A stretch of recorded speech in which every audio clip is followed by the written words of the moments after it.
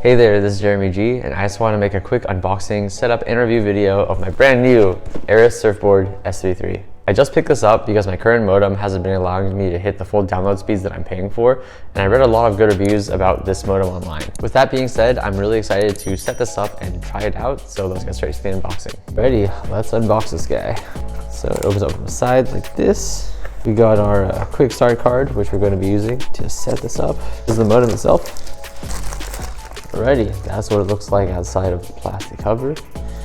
When it's turned on, I think it's gonna have this nice blue line that goes all around it. Comes with two Ethernet ports. The top one is a 2.5 gigabyte speed cable, I believe. Bottom one is a 1 gig speed cable, and then of course you got the slot for your coax. I'm probably just gonna use this slot for my internet to hook up with the router, but if you so choose to do so, you can set up multiple networks and multiple routes. Other than that, this comes with the power cable. It's a pretty straightforward piece of equipment, so yeah, let's go set it up. I was about to set this up and just realized I wanted to show y'all real quick that this modem is about half the size of my current modem. So not only is it future-proof for download speeds up to 3.5 gigabytes per second, which I don't think anybody offers right now, but it's also going to save a lot of valuable space in my home. Just finished putting all the cables into my new modem. It looks like it's booting up because the light was red before, now it's flashing green. Alright, so I managed to finish setting up the modem and getting back online.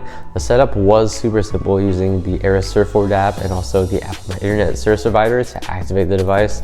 And after switching the modem, my internet speeds jumped up from about 200 megabytes per second to 600. So that's an almost 3 times speed increase for just switching the modem out. So if you're looking to save money over time compared to renting a gateway every year from your provider, and you're looking for a reliable modem that's easy to set up and delivers high-speed internet, in my experience just now, I do think this is a really good one to pick.